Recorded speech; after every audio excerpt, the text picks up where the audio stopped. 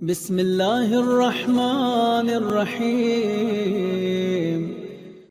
Be be Sakina بنت الحسین نے روایت کی بی بی ام کلثوم بنت علی سے، انہوں نے روایت کی بی بی فاطمہ بنت رسول اللہ سے، یعنی حسین کی بیٹی نے علی کی بیٹی سے، علی کی بیٹی نے محمد کی بیٹی سے صلی اللہ علیہ وآلہ وسلم، کہ حضور کی بیٹی یعنی حضرت سیدہ فاطمہ سلام اللہ علیہ فرماتی ہیں کہ میرے بابا جب معراج پہ تشریف لے گئے، اللہم صلی علی محمد وعلی محمد،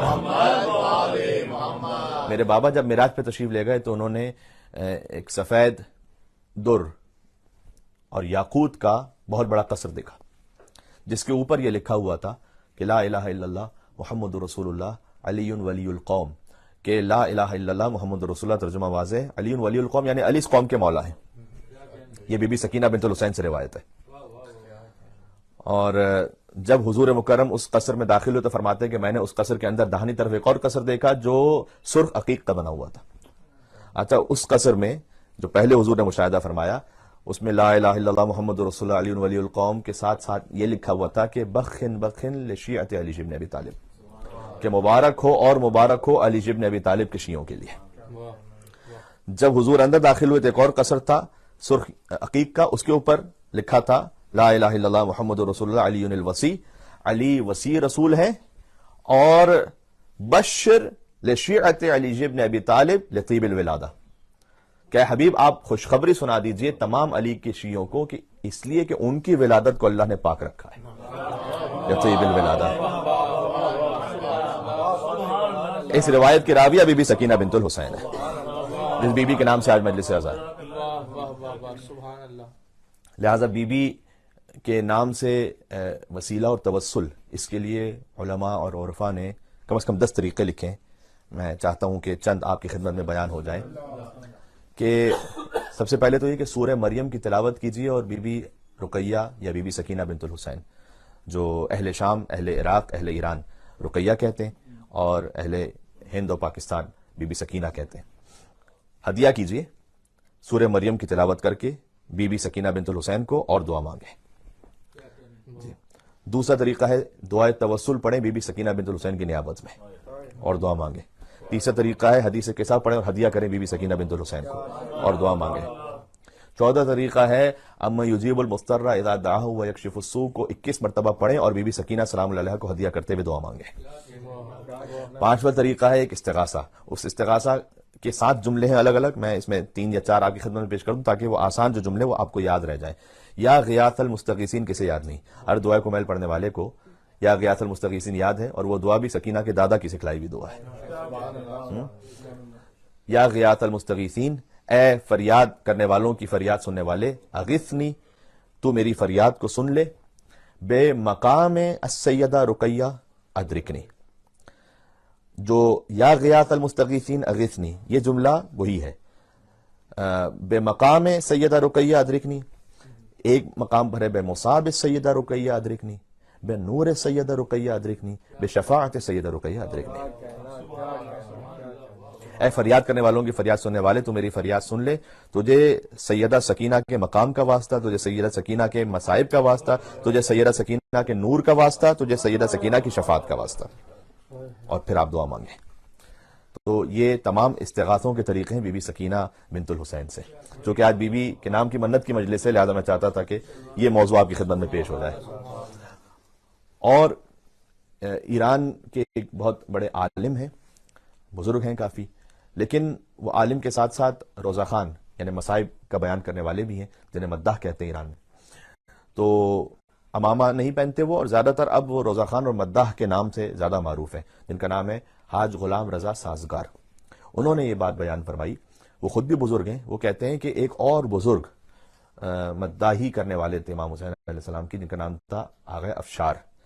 تو یہ خود بزرگ ہیں، یہ ایک اور بزرگ کا واقعہ سنا رہے ہیں جو اب دنیا سے جا چکے ہیں، کہ وہ بیان فرماتے ہیں تقریباً یہ آج سے 115 سال پہلے کی بات ہے، کہ آغا افشار یہ کہتے ہیں کہ میرے پیروں پر ایک ایسی چوٹ لگی کہ اس کے بعد میں کھڑا نہیں ہو پاتا تھا اور سنبھل نہیں پایا، اور یہاں تک کہ ہاسپٹلائز ہونا پڑا۔ اب لازمی سی بات ہے کہ تقریباً 115 سال پہلے کی بات ہے، تو میڈیکل سائنس اتنی زیادہ ایڈوانس نہیں تھی جتنی آج ہے۔ بہرحال میرے پیروں کا رنگ بدلتا گیا، اور وہ نیلا پڑ گیا پیر، اور اس کے بعد پیلا پڑنے لگا، اور ڈاکٹرز نے آپس میں جب کچھ بات کہی تو وہ آپس میں انگلش میں بات کر رہے تھے تو میں نہیں سمجھ پایا کیا بات کہہ رہے ہیں، لیکن ایک اور شخص وہاں تھا، اس نے مجھ سے کہا کہ یہ تمہارے بارے میں جو بات ہو رہی تھی وہ یہ تھی کہ زہر تمہارے پیروں میں پھیل چکا ہے اور ٹانگ کاٹ دینے کے علاوہ اور کوئی چارہ نہیں ہے۔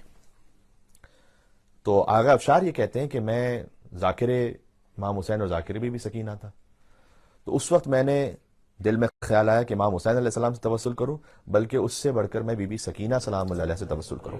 اور اس کی وجہ یہ ہے کہ اگر آپ بڑوں سے کچھ کہیے اور وہ نہ بھی دے رہے ہوں تو بچے سے کہتے ہیں تو بچے اصرار کر لیتے ہیں۔ تو میں حسین کے خانوادے کی ایک بچی سے درخواست کروں کہ وہ اپنے بابا سے اصرار کریں کہ مجھے شفا عطا ہو جائے۔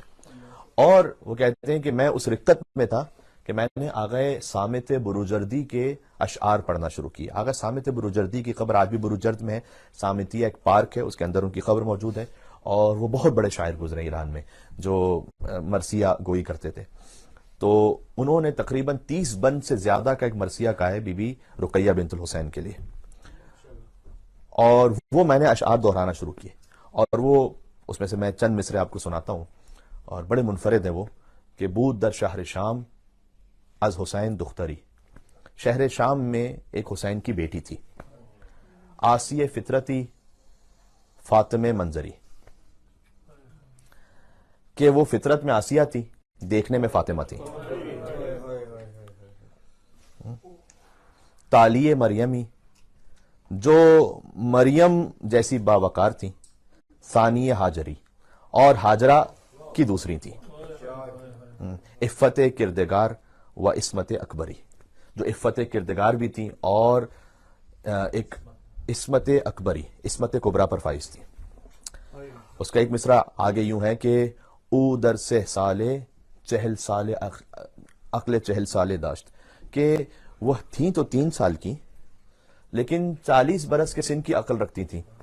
یہ 40 کا لفظ کیوں استعمال کیا انہوں نے مصرے میں؟ اس کی وجہ ہے اس لیے کہ جب حضرت حجت ظہور فرمائیں گے نا وہ 40 سال کے نظر آ رہے ہوں گے، یعنی کامل عقل رکھتی تھی، 6 سال میں کامل عقل رکھتی تھی وہ بی بی۔ تو کہہ رہے ہیں کہ میں ان اشعار کو دہرا رہا تھا اور مجھ پر اتنی زیادہ رقت طاری ہوئی، اتنی زیادہ رقت طاری ہوئی کہ مجھ پہ غش آ گیا مجھے۔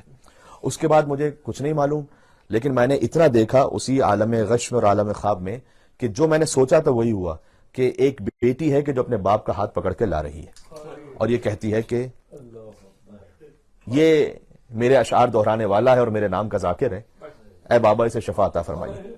کہتے ہیں بس میری آنکھ اس وقت کھلی کہ میں اپنے پیروں پر کھڑا ہوا تھا، وہ پیر جو کاٹ دیے جانے تھے، میں اپنے پیروں پہ کھڑا ہوا تھا اور مدہوش تھا اور انہیں اشعار کو دہرا رہا تھا، اور کسی کو کچھ نہیں سمجھ میں آ رہا تھا کہ یہ کیا ہو رہا ہے، اور ڈاکٹرز اور نرسز اطراف میں میرے تعجب سے دیکھ رہی تھی کہ یہ کیا ہے، اور وہ بھی گریا کر رہی تھی کیونکہ وہ بھی شیعہ تھے سب، اور وہ دیکھ کر اس شدت سے گریا کر رہے تھے کہ ایک شخص مدہوشی کے عالم میں بی بی سکینہ سلام اللہ کا ذکر کیے جا رہا ہے اور اشعار کو دہراتا جا رہا ہے۔ سبحان اللہ۔ تو کہتا ہے کہ میں نے یہ عمل ہاسپٹل میں اور مریضوں کو بتلایا اور میں ہاسپٹل سے چلا گیا۔ 1 ہفتے بعد جب دوبارہ ہاسپٹل میں آیا تو کوئی ایک مریض بھی ایسا نہیں تھا جسے اس ذکر سے شفا نہ ملی ہو۔ یہ ذکر شہزادی سکینہ سلام اللہ علیہ۔ بی بی کے توسلات میں سے ایک توسل یہ بھی ہے کہ بی بی کے نام سے سفرہ برپا کیا جائے، جس کا اہتمام آج ہے یہاں پر، جو سفرہ شہزادی سکینہ سلام اللہ علیہ، یہ خاص توسل کا انداز ہے بی بی سکینہ سلام اللہ علیہ سے۔ اہل شام رقیہ بنت الحسین کہتے ہیں، ہم سکینہ بنت الحسین کہتے ہیں۔ اس کی وجہ بھی یہ ہے کہ ایک واقعہ ایسا پیش آیا آج سے تقریباً 210 سال پہلے کہ شہزادی سکینہ کی قبر کو کھولنا پڑا، اور وہ واقعہ اس طرح سے، جب بی بی کی شہادت ہوئی تھی نا زندان شام میں، تو کسی کو زندان میں آنے کی اجازت تھوڑی تھی۔ سن 61 ہجری میں واقع کربلا ہے، 132 ہجری تک بنی امیہ کی حکومت رہی ہے، تو 132 ہجری تک تو وہاں زندان میں کسی کو آنے کی اجازت بھی نہیں تھی کہ پتہ چلے کہ قبر کہاں پر ہے اور کون سی قبر ہے۔ تو یہ تو فقط مولا سید سجاد نے اپنی خواہر کو دفن کر دیا زندان شام میں۔ جب بنی امیہ کی حکومت ختم ہوئی نا تو لوگ آہستہ آہستہ آئے وہاں، اور انہوں نے دیکھا کہ قبر ہے۔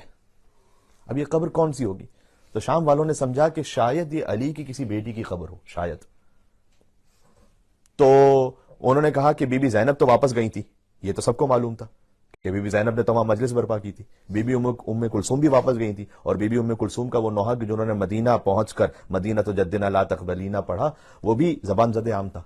تو یہ تو نہ بی بی زینب ہے نہ بی بی ام کلثوم ہے. تو انہوں نے سوچا کہ ایک بیٹی تھی علی کی جن کا نام تھا رقیہ، حضرت مسلم ابن عقیل کی زوجہ، تو شاید یہ وہ ہوں گی. تو اس قبر پر تختی لگا دی گئی رقیہ بنت علی، اور سالہ سال تک، صدیوں تک ایسا ہی رہا. رقیہ بنت علی کے نام سے وہ قبر معروف رہی. 210 سال پہلے ایک واقعہ پیش آیا. سید ابراہیم دمشقی، نجیب الطرفین سید، انتہائی پاکیزہ، با اخلاق، با تقوی. کتاب خیرت النسواں میں بھی واقعہ موجود ہے اور اسام زنہ میں بھی ہے. میں دونوں کو ملا کر پڑھ رہا ہوں آپ کی خدمت میں. کہ ایک کتاب میں ہے کہ سید ابراہیم دمشقی کی بیٹیوں نے خواب دیکھا، 3 بیٹیوں نے، ایک کے بعد ایک. اور ایک کتاب میں ہے کہ خود انہوں نے خواب دیکھا کہ بی بی سکینہ سلام اللہ علیہ تشریف لائیں خواب میں، اور انہوں نے یہ فرمایا کہ میری قبر میں پانی رس رہا ہے اور تم نجیب الطرفین سید ہو، میرے بابا کی اولاد میں سے ہو، لہٰذا آپ اور آپ کی بیٹیاں فقط اہتمام کریں کہ ایک پردہ لگائیں اور اس قبر کو پختہ کریں. سکینہ کا چچا پانی نہیں لا سکا نا، تو گویا سکینہ کو نفرت ہو گئی تھی پانی سے.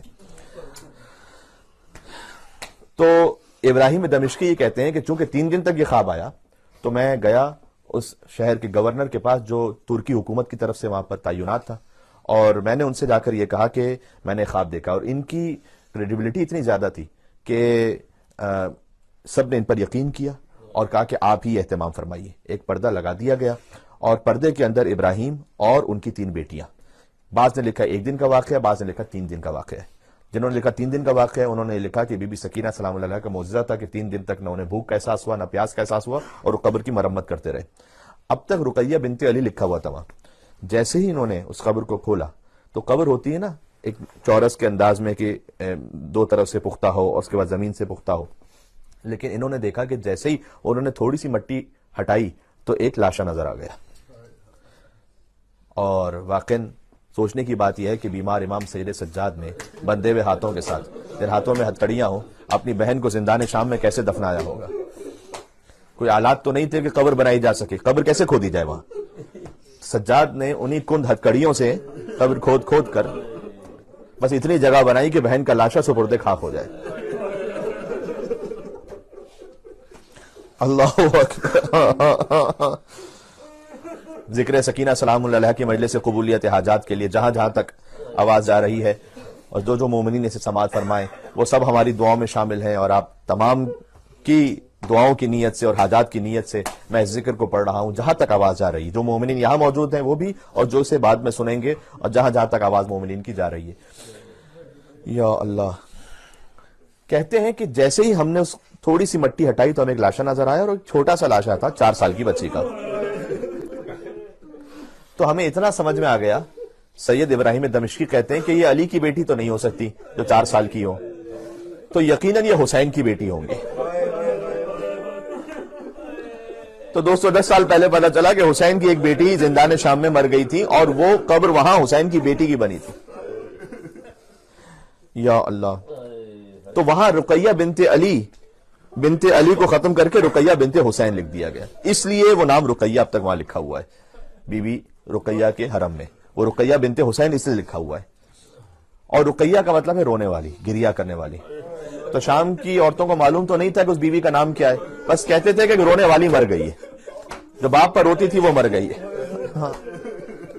سکینہ بھی بیوی کا لقب ہی ہے، نام تو فاطمہ ہے. مولا حسین نے فرمایا تھا کہ اللہ مجھے 100 بیٹیاں عطا کرتا، میں سب کا نام اپنی ماں کے نام پر فاطمہ رکھتا. سکینہ یعنی باپ کے دل کا سکون، رقیہ یعنی باپ پر ہونے والی. اب سید ابراہیم دمشقی کہتے ہیں کہ میری 3 بیٹیوں نے وہ جنازہ نکالا اور میں نے قبر کو پکا کرنا شروع کیا. تو میری بیٹیاں ہر کچھ دیر بعد چیخ مار کر روتی تھی.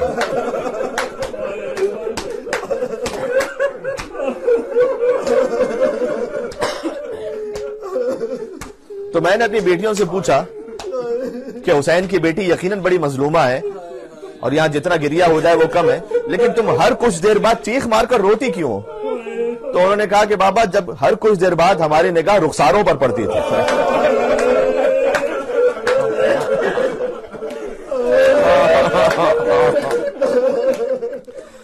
اس لیے دیکھیں اللہ نہ کرے کسی بچے کے ساتھ ایک مرتبہ بھی وہ واقعہ پیش آیا جو سکینہ کے ساتھ اللہ جانے کتنی مرتبہ پیش آیا.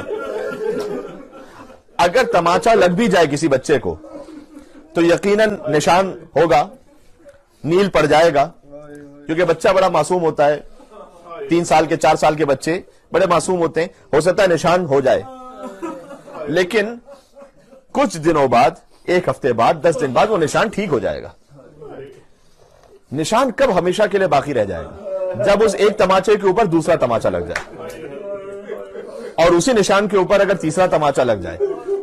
تو میں مصائب کا جملہ کہتا ہوں, اللہ جانے حسین کو تیر زیادہ لگے تھے یا سکینہ کو تماچے زیادہ لگے تھے. اللہ اکبر.